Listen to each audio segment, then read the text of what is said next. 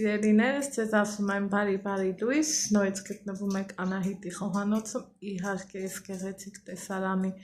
ներքո եմ այսօրվա իմ բաղադրատոմսը ներկայացնելու ձեզ, բայց մինչ բաղադրատոմսին անցնելը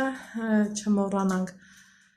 շնորհավորել Հայոց բանակի օրը, այսօր հունվարի 28, Հայոց բանակի օր, Աստվածին խաղաղություն տուր մեր երկրին, որ բոլոր ծառայողները ողջ առողջ գնան հասնեն իրանց տները։ Չգիտեմ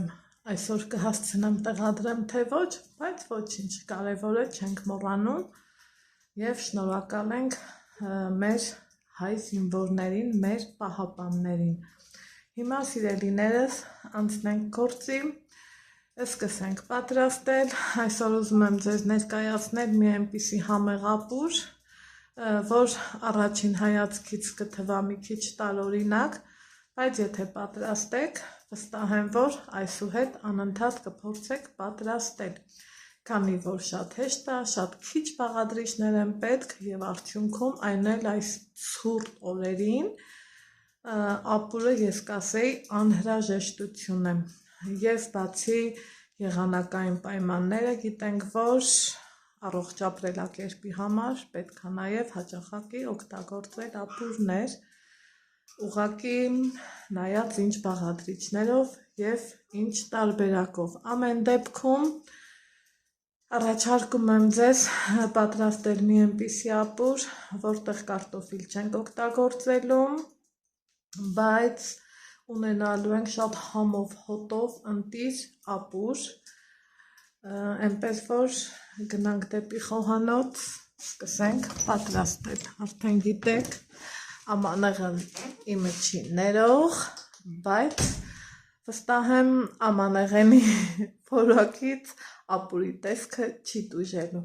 այնպես որ գնանք դեպի խոհանոց։ Ուրեմն սիրելիներս սկսում ենք պատրաստել, դե միշտ ասում եմ, գիտեք, այս ընթացքում տնից չեմ պատրաստում, բայց դա չի նշանակում, որ պիտի մոռանանք աշխատել, ուրեմն մեզ ինչա անհրաժեշտ, գլուխսող, գազար, գունավոր պղպեղ, հիմա ինչ ենք անում, տապակի մեջ լցրել եմ բուսայուղ, սպասելու եմ, որ տաքանա, որից հետո սիրելիներս պատրաստելու ենք սոխառած, եթե նկատում եք, վերցրել եմ կես գլուխ սոխ, քանի որ կարելի ասել, այս ուտեստի մեջ սոխը շատ առատ հարկավոր չի, անհրաժեշտ է զուտ նրա համար, որ իր անուշ համը ապահովենք, հենց դրա համար ենք օգտագործելու սոխը, այդ իսկ պատճառով լցնում ենք տապակի մեջ, ու սպասում, որ ինքը տապակվի, այդ ընթացքում հենց այսպես տնավարի սկսում ենք կտրտել գազարը կտրտելու ենք կուբիկաձև, այսպես, քանի որ սոխառեցից հետո ուրեմն պատրաստելու ենք գազարը, այսպես, ցանկալի է, որ լավ գազար ընտրենք, գույնը լավ գազարի գույնի նման, ինքը հյութեղ լինի, լավը լինի, մի խոսքով, որից հետո բնականաբար մաքրելու ենք պղպեղը և կտրտենք այնպես, որ գազարի հետ ինքը համահունչ լինի, հիմա որպեսզի ձեր ժամանակը շատ չտանեմ, սիրելիներս, պղպեղը կկտրտեմ տադրից դուրս։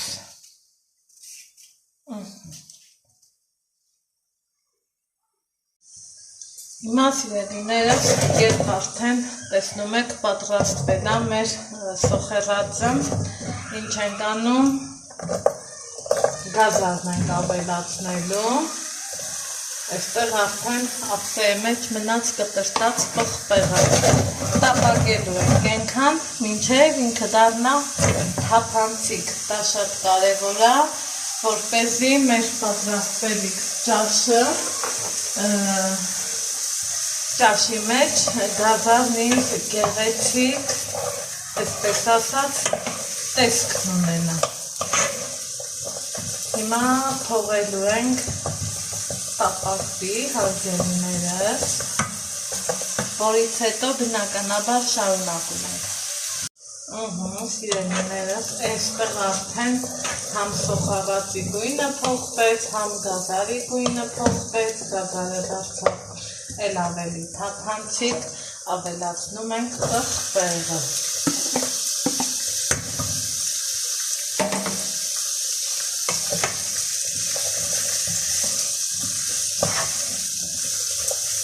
Երկու րոպե հենց այսպես ենք տապակում ու տեսեք արդեն իսկ ապուրի գունային գամման ապահովված է։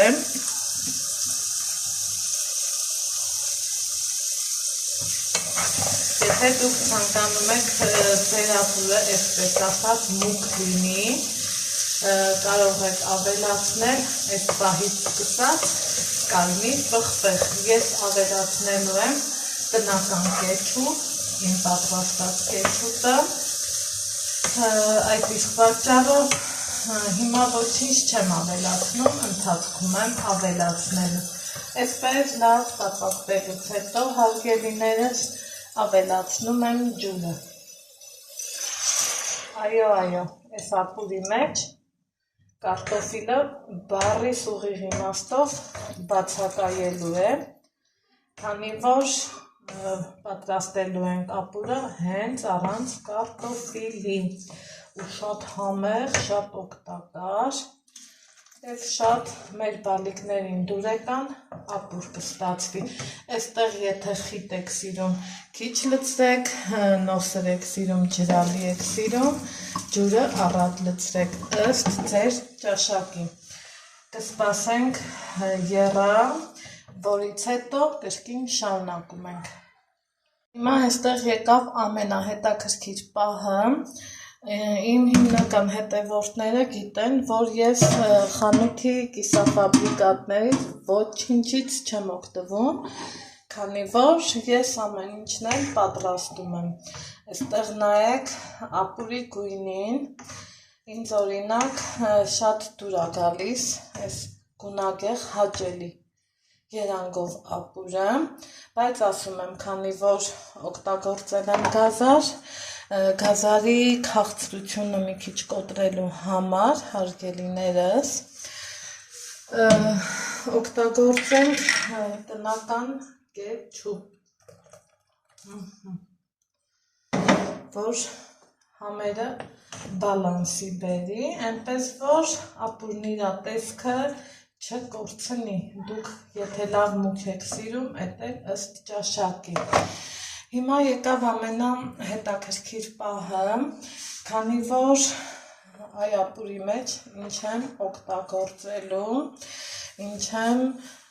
ինչով ենք համովացնելու մեր ապուրը, այսպես ասած,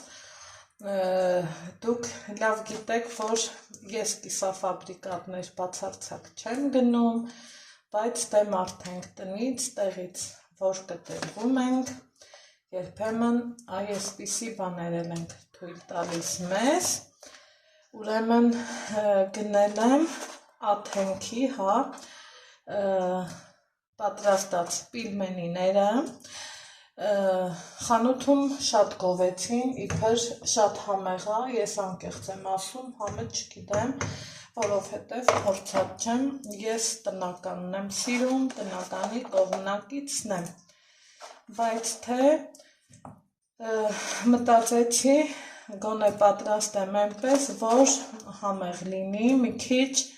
տնականին մոտիկ լինի, Հիմա